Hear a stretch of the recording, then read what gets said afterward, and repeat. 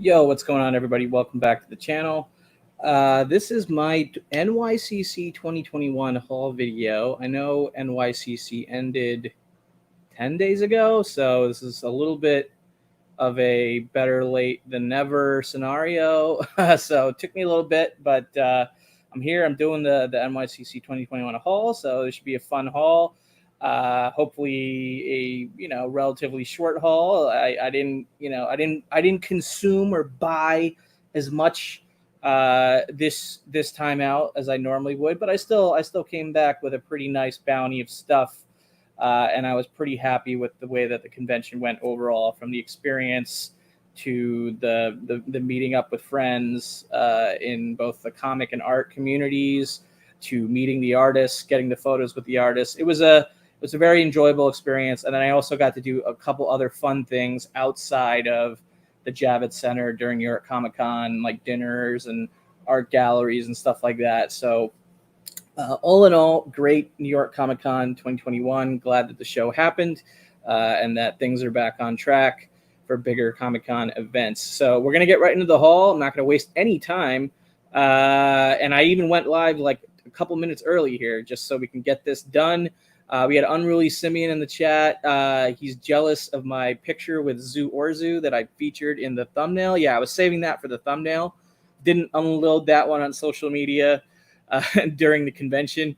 We got Magic Lasso Ryan in the house. I know he would appreciate that Wonder Woman. I guess tomorrow is Wonder Woman Day, I heard. Or is it national or international Wonder Woman Day? But it's some sort of Wonder Woman Day is what I'm hearing.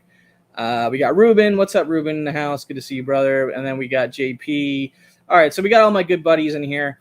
Thank you guys for showing up. It's kind of an earlier stream, but I'm going to get right into the good stuff here as quickly as I can. So we're going to start with this category that I call swag / extras.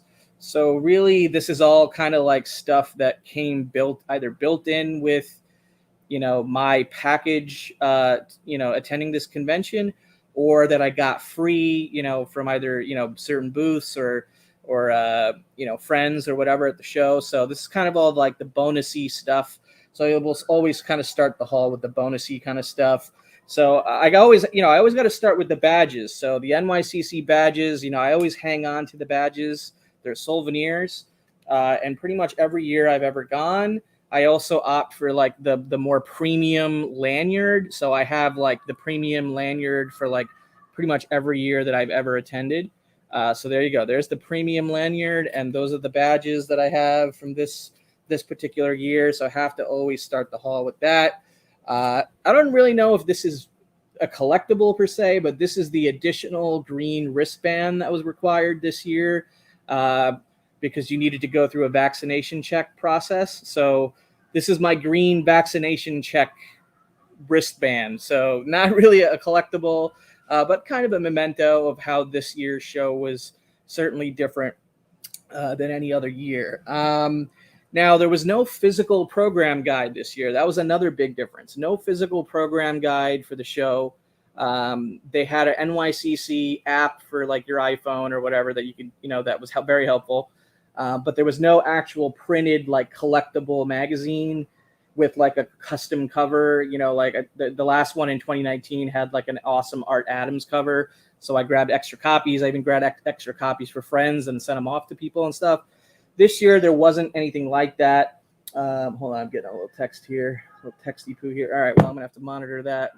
Anyway, but they did have this kind of special New York Comic Con Den of Geeks magazine. So they did work a little bit of the sort of show information into this free magazine, but not exactly the same thing as having like a true NYCC program guide like in years past. So a little bit of a letdown there to not have, a proper physical program guide you could take home as a collectible. But they did work in like New York Comic Con related content into this whole Den of Geek New York Comic Con special edition thing, which is showcasing the Dune rollout, the Dune movie rollout by the Denis Villeneuve, which comes out tomorrow. So that's pretty cool, I guess. It's still kind of something to flip through or take away with you. a little bit. What's up, Sam Rojas in the house? He said he was genuinely thankful to have art on the passes again. Yeah, I liked having the art on the passes. I was just showing the passes earlier, and I got the whole custom lanyard and everything like usual.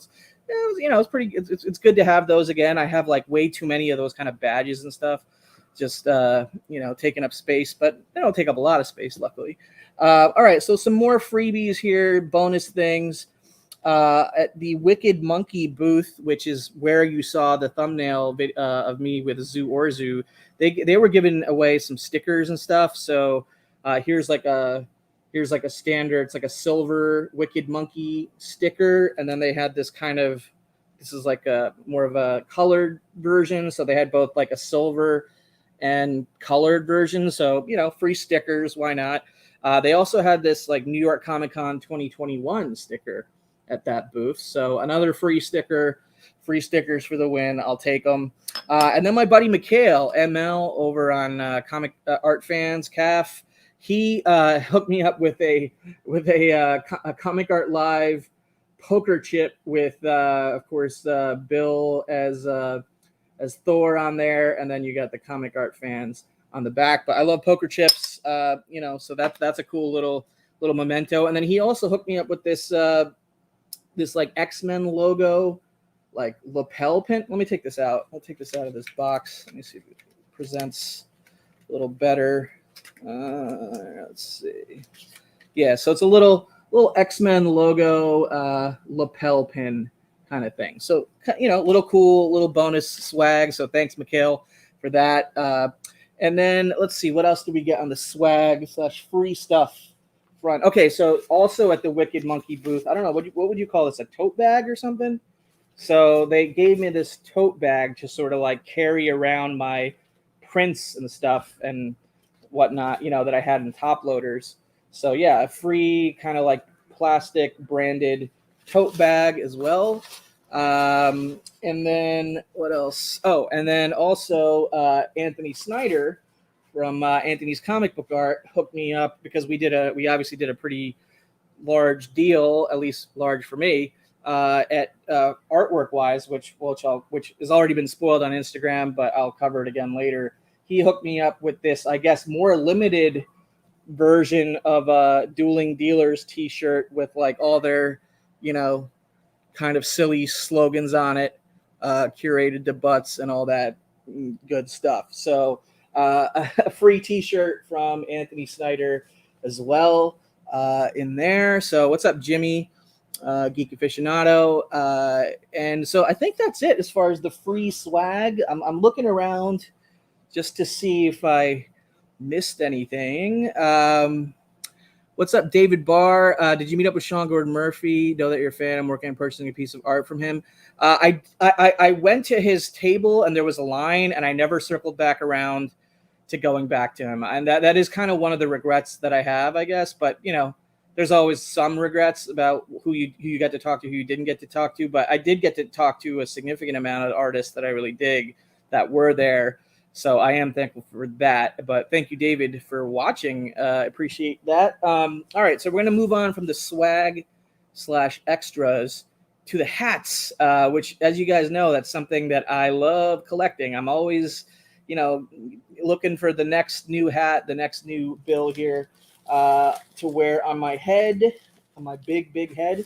I basically walked away from New York Comic Con with 2 hats that I bought on the convention floor, but also 1 hat that I had pre-ordered with my badge and everything. So the pre-order hat that I was one, an official New York Comic Con kind of swag thing. So it pairs well with my custom lanyard and everything. And but this one is the New York bleep bleep bleep expletive Comic Con logo. So I got that. New York Comic Con hat. I have a few New York Comic Con and C2E2 hat, like Reed Pop convention hats for the ones that I have attended. So those are kind of cool mementos as well in their own way. And then speaking more Wonder Woman and lassos here, I got this nice red Wonder Woman logo cap right here. So this is fresh. I've not worn this yet, but I will be wearing it tomorrow on Wonder Woman Day, because that is apparently Wonder Woman Day. So I don't know if I'll be doing a video tomorrow or anything like that, but I will wear this tomorrow for Wonder Woman Day. So happy to get that hat. What's up, Comics and Culture? George, good to see you at the show. Although it was brief, but it was good to see you there.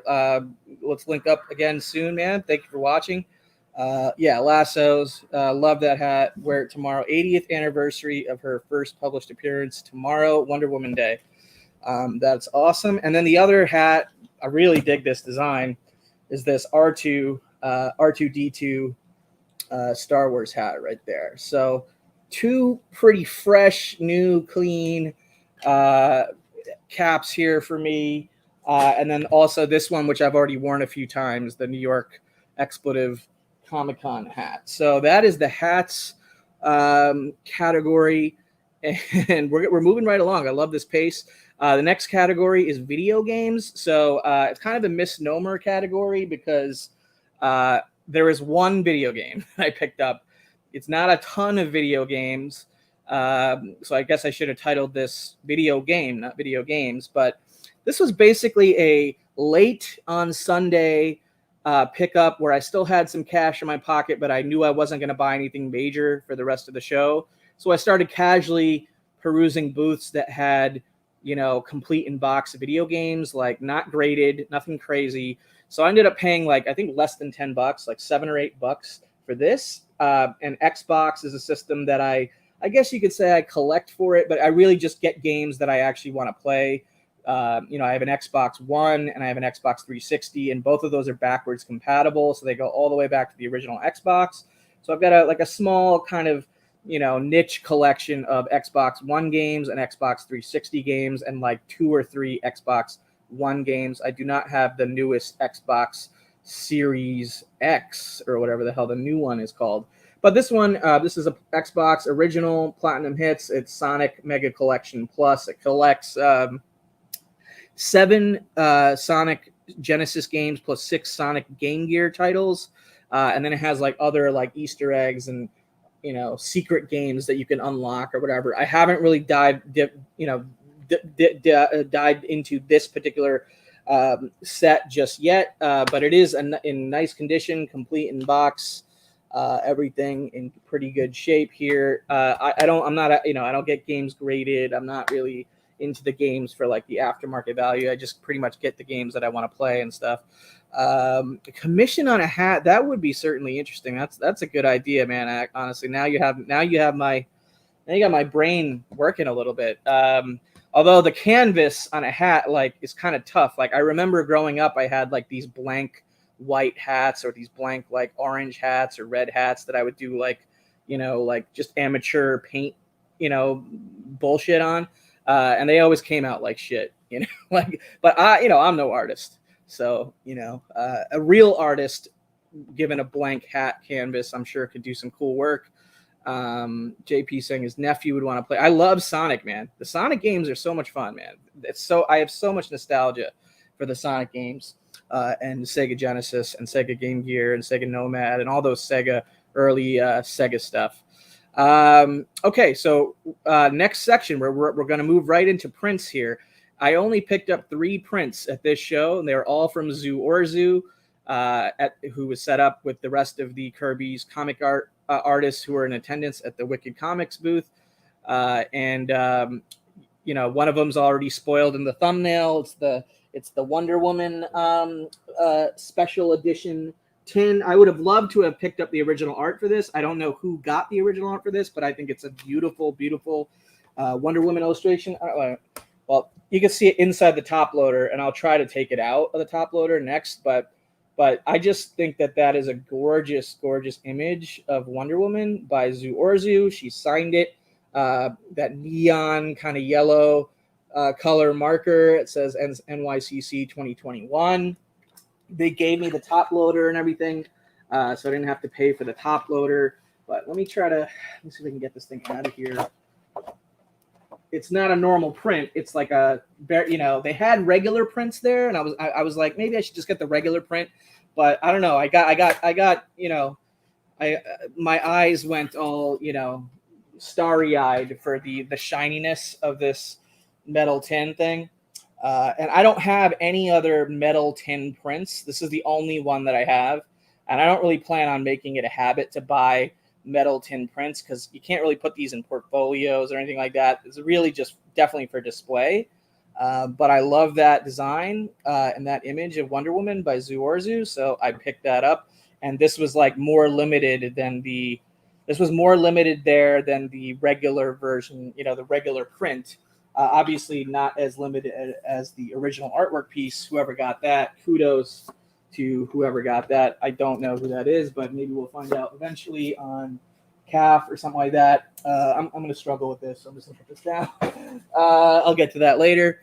And then Zoo, I'll show you the pencil illustration that I picked up from her in the art section of the haul. But I got that tin Wonder Woman, and then a pencil illustration, and then she threw in 2 free signed personalized prints for me into the haul. So we have this Princess Leia print that she signed and personalized. It says for Kavi Zuorzu 2021 Nycc.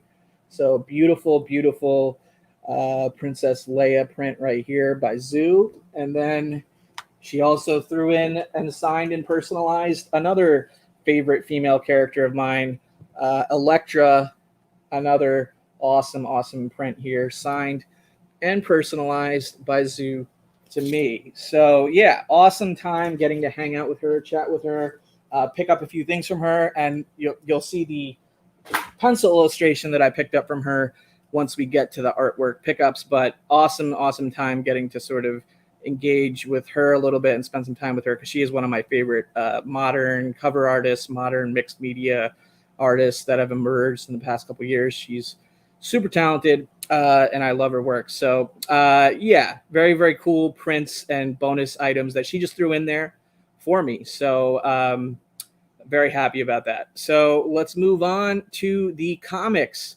So this is actually going to be a fairly quick segment. This is by far the least amount of comic books I've ever bought at New York Comic Con. If I wasn't as sort of injured, I may have bought a lot more on Sunday, but I just wasn't feeling like carrying a ton of weight around on Sunday, so I kept it pretty minimal as far as the pickups. Unruly, you keep tempting me to burgle your place. Yeah. Well, we got good security here, but I'll keep my eyes out for you. So the first comic book is, I didn't even pay for this. This was like one of those free comics that somebody was like handing out, I guess, in Artist Alley, or maybe it was on the show floor. I don't remember. The name of the book is Here Comes Alico, and this is issue 2 of an 8-issue series. So this is like an indie, this is like an indie book. So they're just passing it around, trying to get awareness for it, that kind of thing.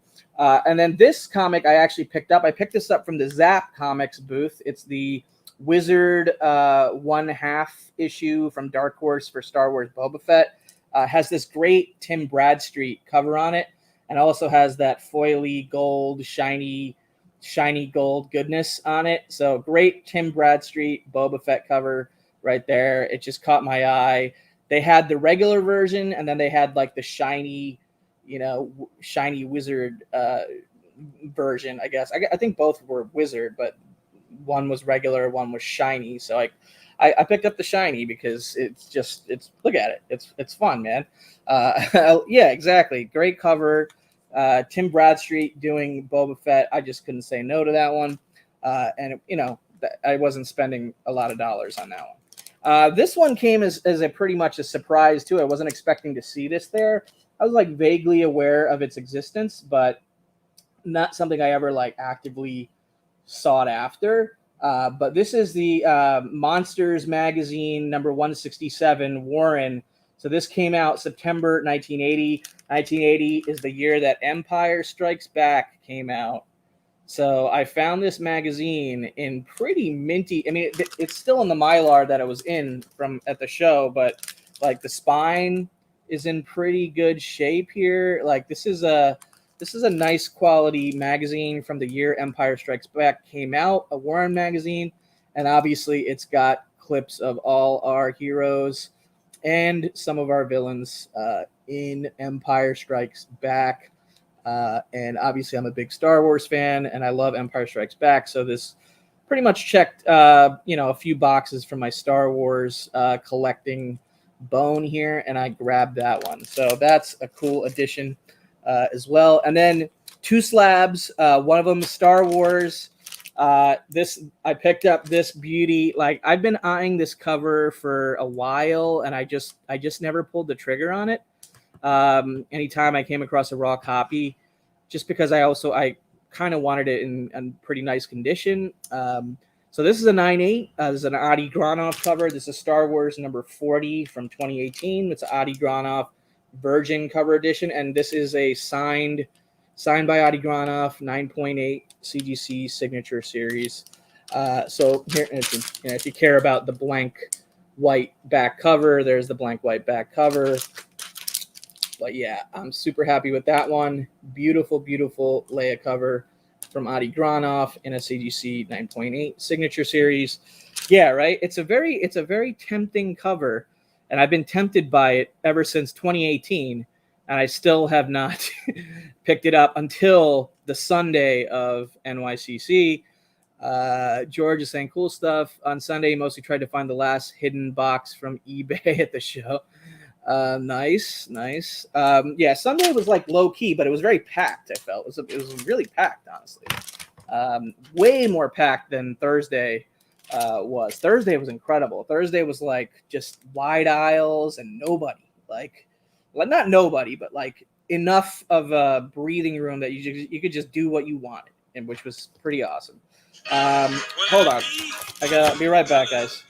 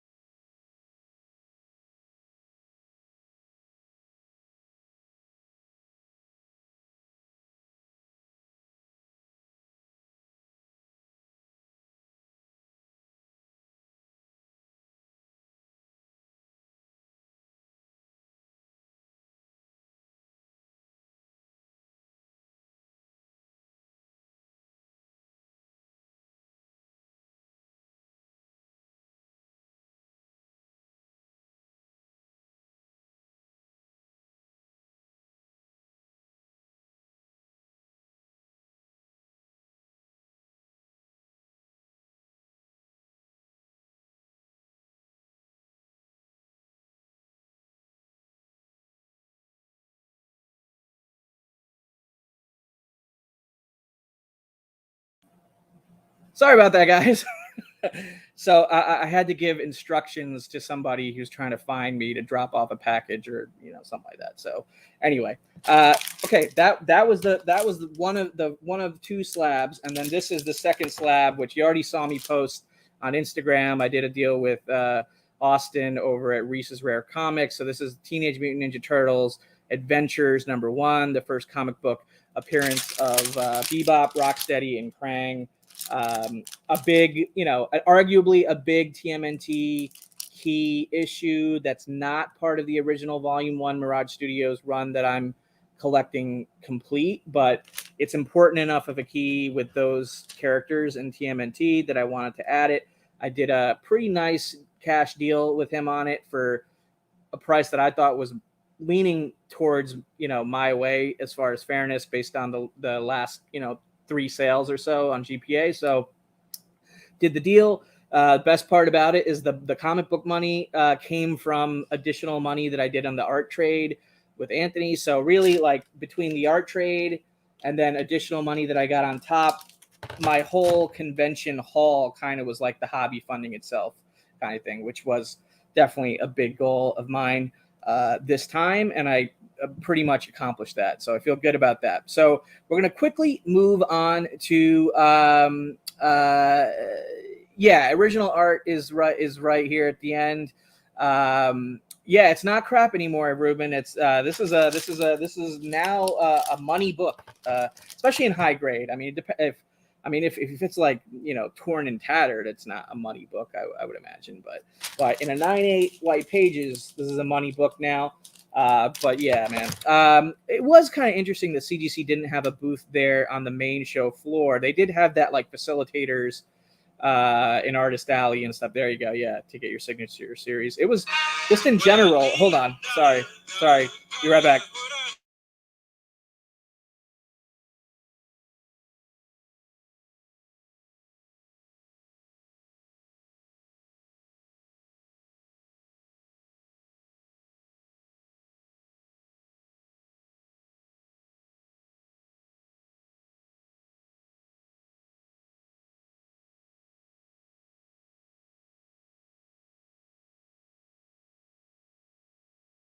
All right, my bad.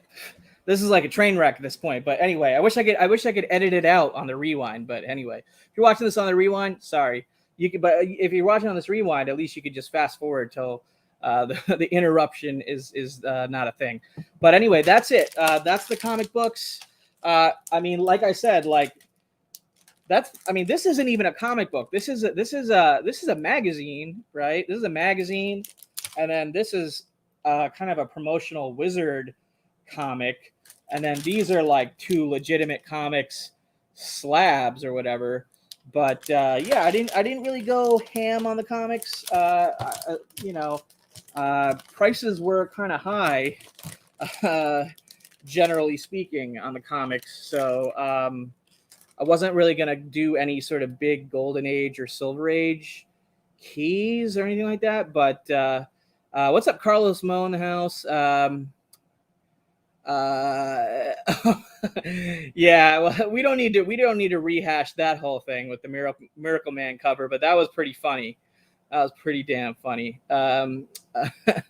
Yeah, poor Donnie. Exactly. I kind of feel bad for him too. Uh, I will show. I'm going to show you all the art right now. What's up, Carlos Mo? Coming in right here at the end, just in time for the original art haul. So this is the original art haul. I actually made slides for these guys, so I'm not going to pull out the actual piece and fumble around or whatever. I made the slides, put in the effort, not much effort.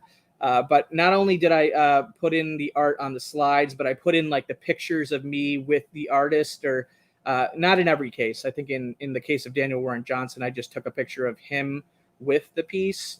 I should have, in hindsight, I should have taken a photo with him, of the two of us, with him holding up the piece, but that's fine.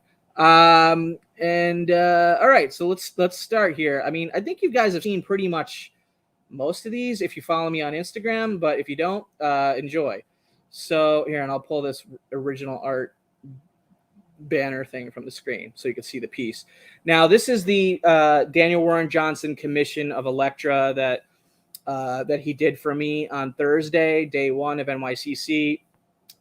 As I sort of explained on my Instagram account, that, you know, I woke up at like 5 a.m. and I headed all the way down to Javits, and when the line was spread like 2.5 blocks down the street already by that point, and I was online at 7 a.m. And by the time I got inside the first queue row, you know, prior to opening around 7:20, around 8 a.m., because that's, you know, I was basically waiting online in the street for an hour. And then at 8 a.m., they started filing people inside to the queue rows. So this was the best spot I've ever had in the queue row on day one, Thursday of NYCC. I was about halfway through the first row, and I was like, for the next 2 hours, because they didn't open the convention until 10 a.m. So from about 8 a.m. to 10 a.m., I was sitting there. I was not sitting there. I was literally standing up there on the line, like debating to myself or speculating with myself, like how many people in front of me could possibly be original art collectors that want to get on Daniel Warren Johnson's list. And that was their main mission for that day, because that was my main mission for that day. And luckily, when they opened the doors and everything, and I ran over to Felix's area and Dan's booth, I was second. So there was only one person in front of me on that line who went through that whole kind of process He is adorable, right? Yeah, I love this piece. It's fire. It's incredible. What's up, Knights of Old in the house? Good to see you, Knights. Good to see you, Michael. I caught that rewind of the Golden Guys last night with Black Cat Collection guy. By the way, that was a good episode. But yeah, I think this is a phenomenal Elektra piece. One of my favorite. Not only one of my favorite Elektra pieces now in the collection, but I think this is one of my favorite overall pieces in my collection. It certainly made a wave on CAF when I posted it, so I'm just beyond thrilled with the way that this one came out. It's only 6x9, but with the level of detail that this guy can do in 6x9 is freaking insane. Yeah, that show with the Black Cat guy was pretty insane. Those Kirk Hammett stories were pretty fun. I always enjoy hearing sort of music business related stories that have to do with comic collecting or art collecting, because that hits close to home for me also. Yeah, Felix did make a big stink about the whole exhibitor thing. I mean, I wasn't an exhibitor. I waited online and did the whole thing. So, which, I documented in real time on my IG story. If anybody was watching my IG story, I wasn't lying about that. People literally saw me online sort of documenting things like early in the morning. So, it was all on the up and up. But yeah, what he's able to pack into a 6x9 is just fucking insane. Yeah, that the 9K for the Vader commission on the aftermarket, which was an 11x14 that sold on Comic Link on Monday night, that was kind of nuts. No, I'm not going to go into that, Ruben. Sorry. I just want to get through the haul, man. But yeah, people were complaining that, that they gave that exhibitors or dealers got first dibs on the DWJ commissions, but that wasn't the case.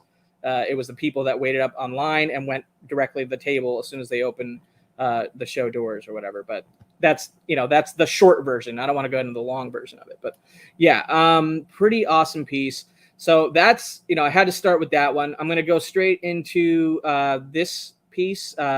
So this is a Stormtrooper piece. It's a pretty small piece. It's like 3.5 by 5.5 inches approximately. Like in the photo of me and Ben Harvey is the artist on this one.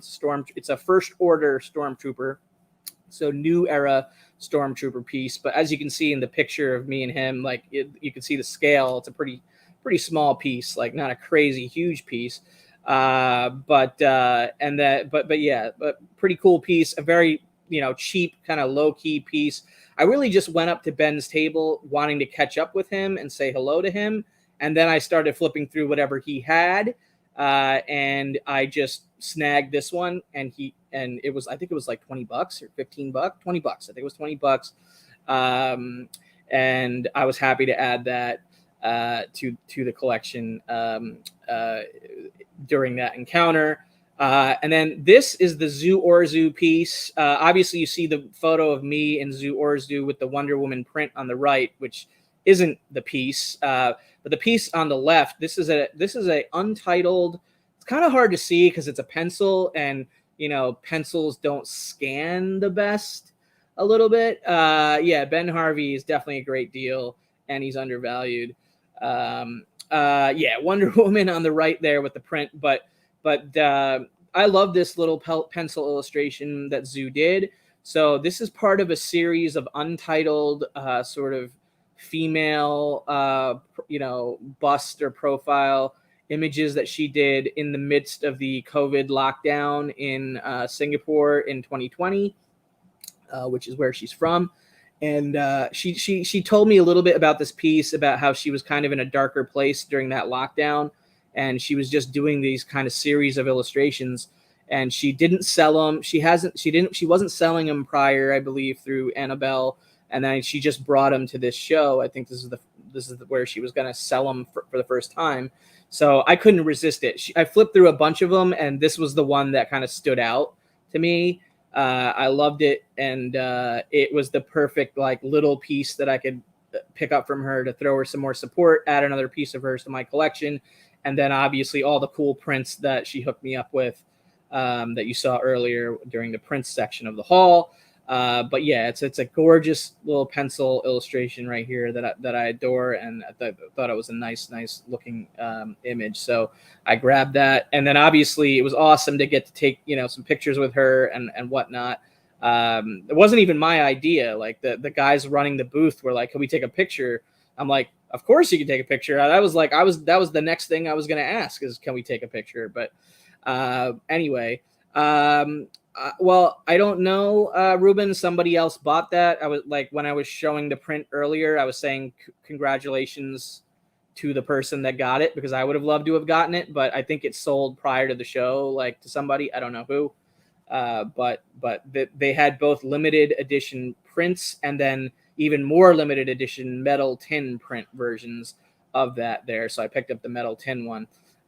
Scott Evans in the house, who I saw on Sunday there at NYCC. Good to see you in the chat, brother. He said he brought another Mannix piece and a few Cajo Baldissimo pieces. Those are from Jiggy at Next Comic Art. Those are some cool artists on his roster. We're going to get to Jiggy in a second here, but before we get to the Jiggy piece, this is the next piece. I was able to spend like a good 20 minutes talking to one of my favorite artists, Jim Mahfood, in Artist Alley, and then I added this piece, my third Mahfood, to the collection, and my second music-related piece to the collection. The other one is the Sublime piece that some of you guys have already seen, which was also a Jim Mahfood, but this is an Operation Ivy poster piece that Jim Mahfood did. I mean, it's debatable whether you could say it's printed. It was like a commercial work done for a bar in Las Vegas. So there's a bar in Las Vegas that has like a huge, like blown up version of this that's on display in the bar or whatever. So it's kind of like for a venue kind of situation.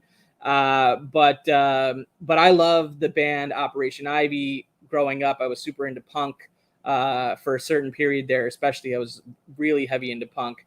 And obviously Operation Ivy is the band that essentially predates Rancid in the trajectory of said band members and punk history. So yeah.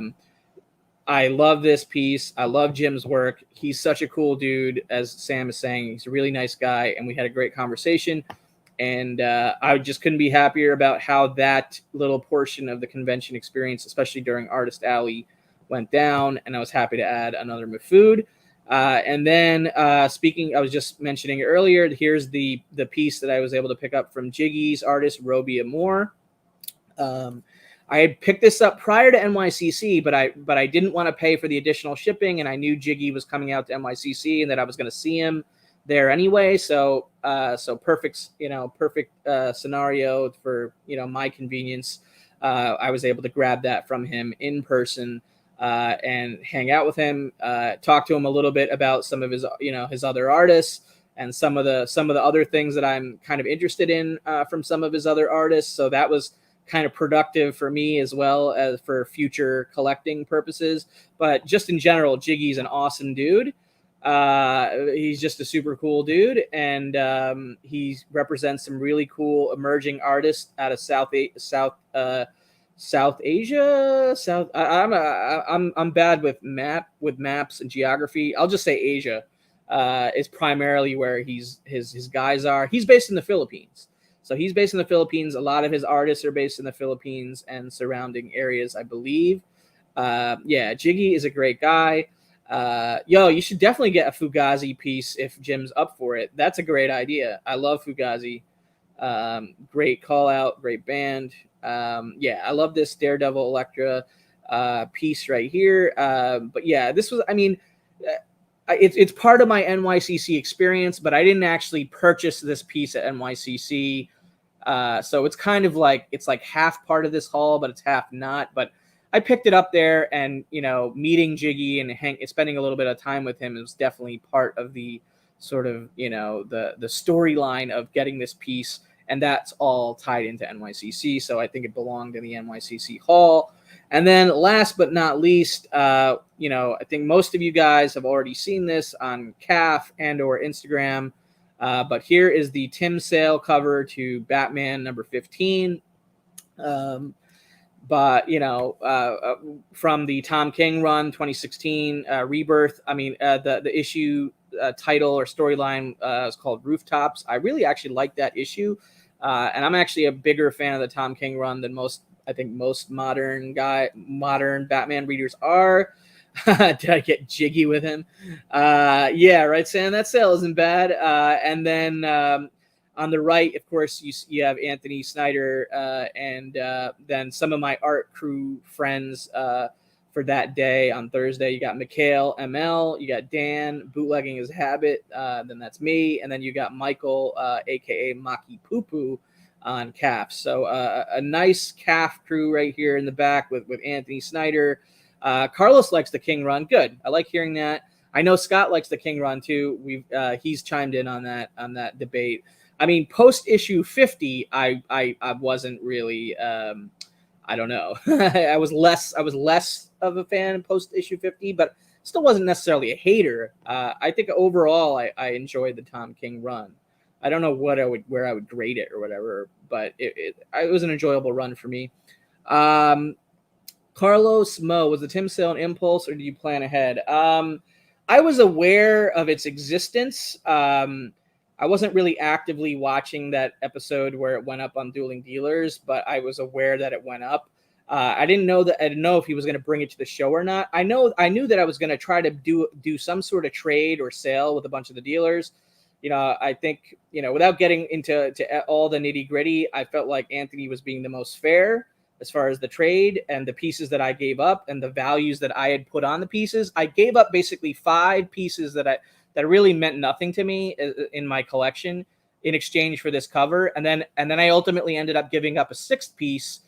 So I got more cash on top. And then I used the cash on top to buy the slabs that I showed earlier, and the comics or whatever. So pretty much that art trade paid for my, almost the whole convention for me as far as my haul.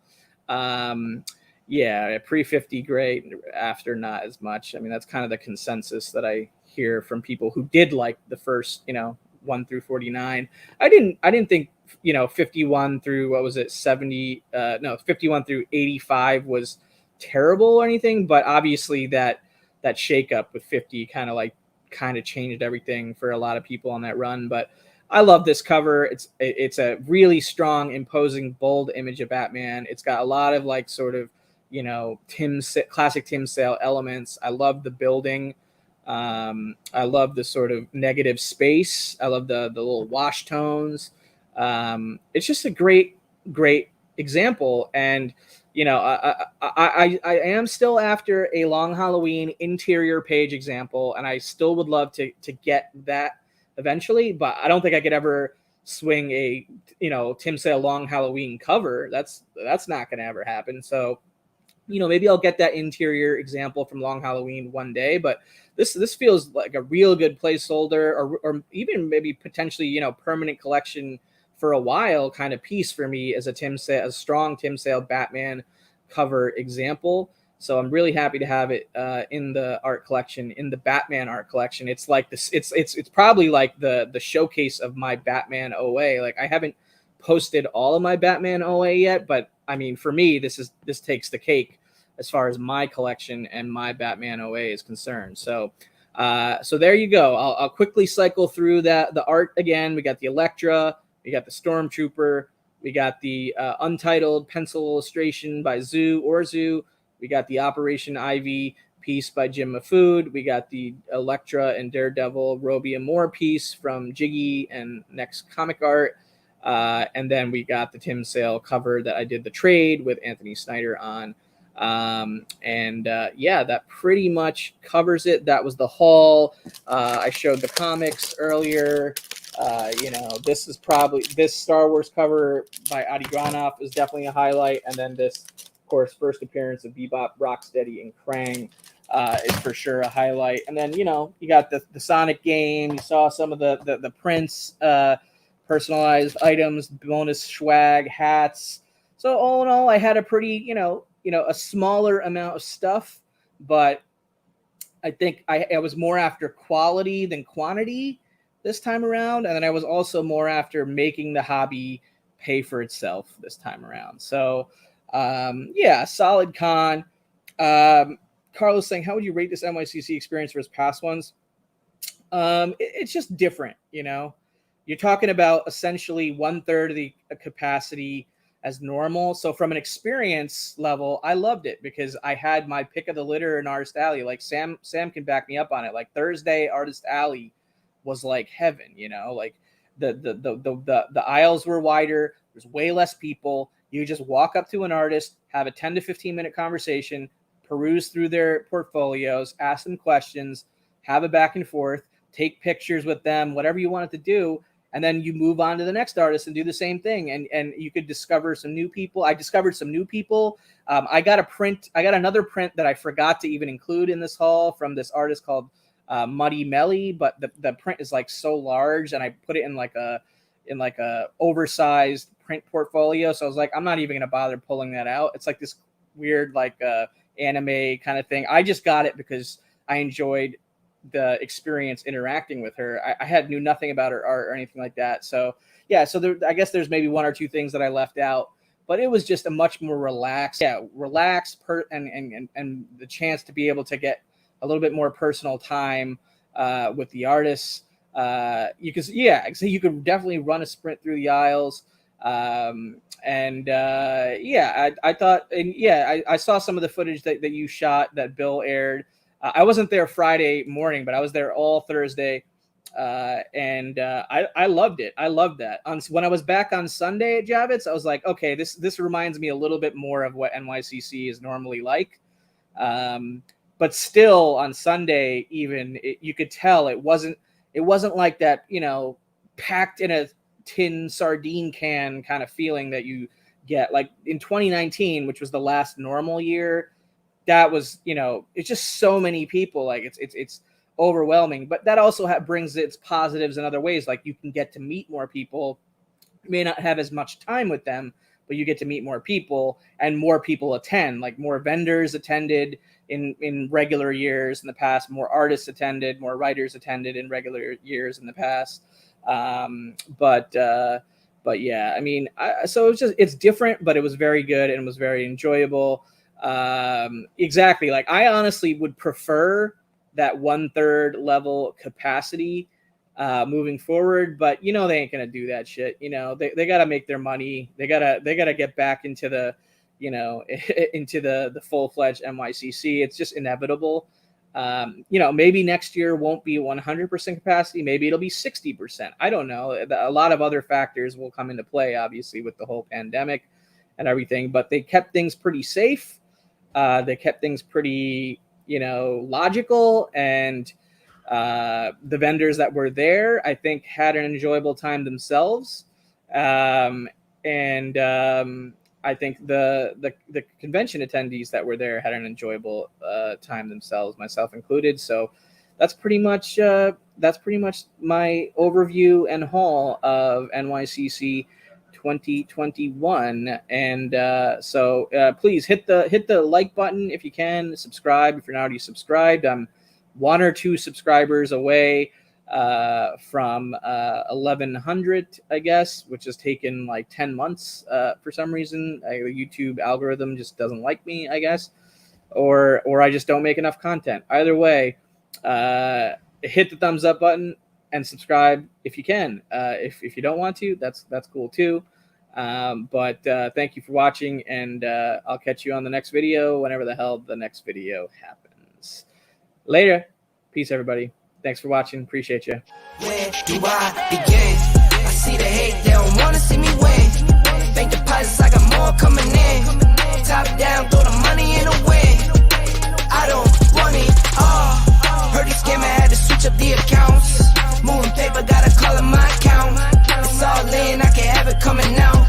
Been through the struggle, I can see another drought. Yeah, it's not a purse, it's a merge. 6 figures was a goal, now it's 9 or a hearse. Put it work. Used to pull up, not swerve. No time for the snakes, time to put them in the dirt. That's word. I gotta get it, it's in my DNA. You only see the highlights, don't know what it takes. Last year stressing, got no sleep. Now I'm right between the courts, I don't know bleed. I see the hate, they don't wanna see me win. Bank deposits, I got more coming in. Top down, throw the money in the wind.